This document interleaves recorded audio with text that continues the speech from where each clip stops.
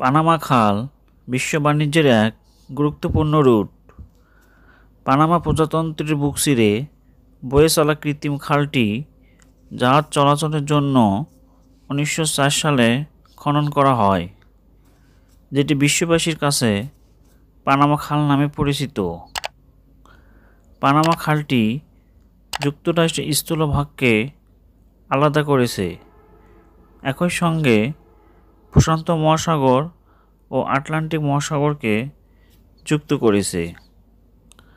খালটি 1904 সালে খনন কাজ শুরু করা হয় এবং 1914 সালে খনন কাজ শেষ হয়। খালটির দৈর্ঘ্য 65 কিলোমিটার এবং প্রস্থ 30 থেকে 90 মিটার পর্যন্ত হয়ে থাকে। তবে গভীর জলভাগ থেকে এর দৈর্ঘ্য হিসাব করলে এর দৈর্ঘ্য দাঁড়ায় 82 কিলোমিটার। এই খাল দিয়ে বছরে প্রায় 6000 জাহাজ চলাচল করে এবং দৈনিক 50 থেকে 60টি জাহাজ চলাচল করে।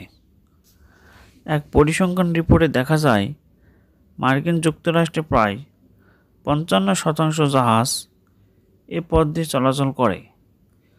তাই বলা যায় এই খালটি আমেরিকা মহাদেশের জন্য এক গুরুত্বপূর্ণ পথ। এই খালটি দুই আমেরিকার মাঝের দূরত্ব অনেকটা কমিয়ে দিয়েছে। বন্ধুরা, ভিডিওটি ভালো লাগলে একটা লাইক করে দিও। পরবর্তী এপিসোড দেখার জন্য চ্যানেলটি সাবস্ক্রাইব করার অনুরোধ রইল।